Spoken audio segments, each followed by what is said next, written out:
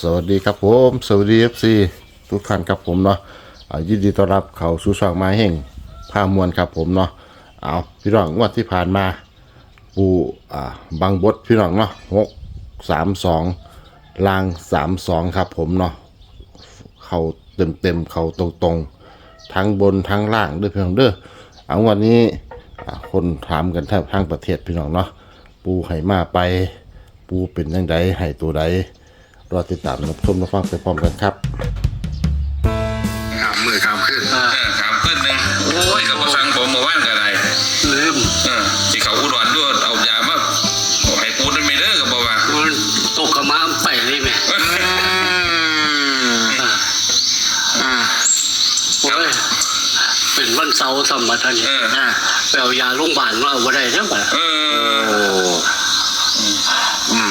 ผมก็ว่าปูขึ้นถิ่มเพื่อว่างไว้นี่ยาปูบ่เอาไปแล้วบ่เศร้าสันละบ่เอาสับผมถาม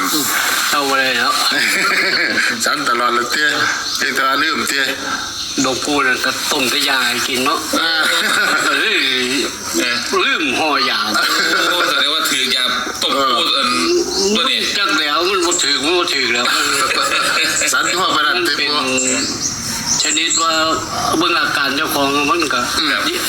อยู่ถ้ามันอยู่แบบนี้ไม่ได้เคลื่อนไหวประจำมันก็ดีอยู่แล้วไปนั่นไปเมื่อยรถการเดินทางเตี้ยไม่อยากไปใช้อันละแต่ออกไปใกล้ๆแค่นี้แค่โดนก่อยซึ่งก็ยังเมื่อยแล้วครับผมเป็นอย่างนั้นว่าเสียงชัดเจนบ่ครับเอฟซีครับผมปูกำลังหอบไปด้วยครับปูมาอยู่ครับผมหอบสู้ครับหอบสู้ลงรถปั๊บมากกันแม่แล้วนี่ปูให้เขาฮอดกุดพี่ละนั่งเลยอยากเอฟซีทาโดนว่าสักการเอาปูไปยังกับเอฟซีครับเป็นจังไรครับเป็นดีละอันปูนี่เป็นไปกองสลากมากคนไประบบปูเพิ่นก็ว่าอยู่เพิ่นก็บอกว่ามันก็ได้มาจังซี่ละ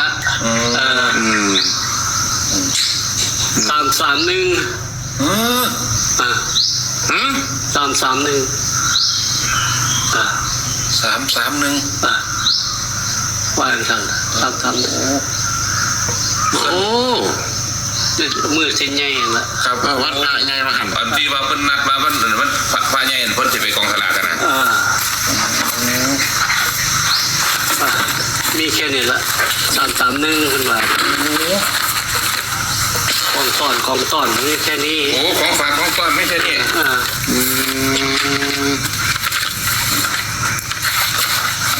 ขี่มาไปกองสลากกันมาปูที่เพิ่นว่าไว้เนาะวันพระจะไปย่ำแม่นสิไปพ่อคุณหานพ่อคุณเองเพิ่นซื้อปูคุณหานบ่ปูคุณหานโอ้ปูคุณหานเพิ่นมาอยู่น้ำปูพี่ดิโอ้ยเพิ่นก็อยู่นี่แต่โดดแต่ไหลเนาะตั้งแต่ปูยังบ่มาพุ่นนะเพิ่นอยู่ก่อนแล้ว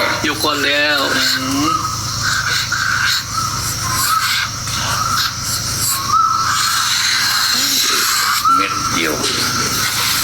วรถจังบ่ยากครับบ่ได้ยากเนาะกับ13กับน้อยๆบ่กับหลายบ่นั้นครับคันผู้มักกับเด้อครับเด้อบ่มักกับกันครับบ่ต้องหลายต้องเปลืองเงินครับผมเพิ่นย่ำบ่ปูว่าจังได๋บ่อันละเ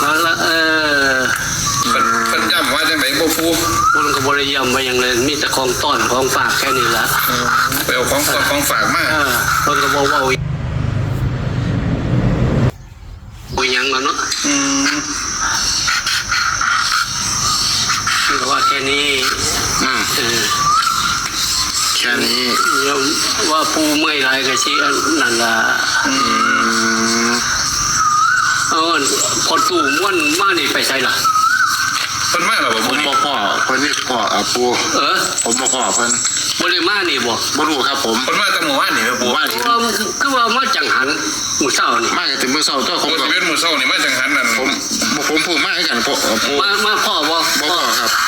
แสดงว่าเพิ่นออกไปแล้วครับผมเพิ่นก็สิมาหาปูอยู่นี่บ่เห็นมาโดนแล้วเพิ่นก็สิไปก่อน อนแล้ว เบิ่งกับที่เบิ่งนี่ ครับผมมัน เพ เกิ จ ด เจ้าหันละ มันเกิดเขาเบิ่งในช่องเอา เบิ่งช่องเก้าหันละตุ่มม้วนนั่นนะครับ กับอันตวนเชี่ยวเพิ่นนั่น ครับเป็นมา2คนแล้ว นั่นละ หมู่บ้านก็มานั่งคุยกันอยู่นี่แหละปู เอาจังสั้นละ เม็ดเดียวเลยบ่ปู เม็ดเดียวให้ปูพักผ่อนเลยบ่ทัน ครับผมปู กินยาแล้วก็สินอนเลยบ่ทัน เพิ่นบ่ได้ย้ำว่าบนว่าลางเลยบ่ปูหมด โอ้บ่ยำบ่ยำ บ่คืองวดที่แล้ว ยำบ่คือเที่ยวที่แล้วเที่ยวที่แล้วยำหลายเที่ยวที่แล้ว ครับ เที่ยวนี้ยืนไหนเราก็ไปรถมันก็ว่าแค่นี้ละของต้นของฝากมีแค่นี้ละ มีแต่ว่าของฝากของต้น มีแค่นี้ ครับผม ลองเบิ้ง ครับ ลองเบิ้งลองเบิ้งเข้าใจคำว่าลองเบิ้งบ่ชิมเบิ้ง ซิมเบิ่ง ซิมเบิ้ง ชิมเบิ้ง ซิมเบิ่งลองเบิ่ง ค่อยจังว่าไม่ ครับผมครึ่งวันก่อนก็ลองเบิ่งคือกันนี่นี่เนาะปูเนาะมันยังเอาลงล่างให้ตัวบัดนี้ แต่เที่ยวที่แล้วเพิ่นย้ำนั่งย้ำหนาเด้ เขาจำครับ เที่ยวที่แล้วเพิ่นย้ำว่าบ่ต้องกลับพร้อมเด้ ครับผม ครับผม เดี๋ยวนี้เพิ่นบ่ย้ำอย่างนี้เดี๋ยวเพิ่นย้ำแบบบ่ต้องมาเลยล่ะ32ตัวเดียวรถ ล่างพร้อม ล่างพร้อม บอกว่าหันพี่น้องหมด เป็น ว่า ล่างซั่นล่างพร้อมบ่ต้องกลับก็ได้ งวดนี้เอามาให้ซิมเบิ่งลองซื่อ สิเบิ่ง ๆค่อยกะสิว่างวดที่แล้วนี่ก็บอกคักแล้วก็ยัดสิเว้าคักหลายก็สิว่า ลองเบิ่งเนาะ ครับผม แค่นี้แหละได้เมื่อยได้พักผ่อน ครับผมโอ้ปูกับเมย์พวกปูนี่ เมื่อย บทปู ขาดฉันอยากเอา มีสมาธินั่งอยู่ในเมืองมันได้ยินแต่เสียงเคาะข้องเสียงกล่องนะต่ำว่ามีสมาธินะนั่งขึ้นห้องทบทุ่มหมดนี่ โอ้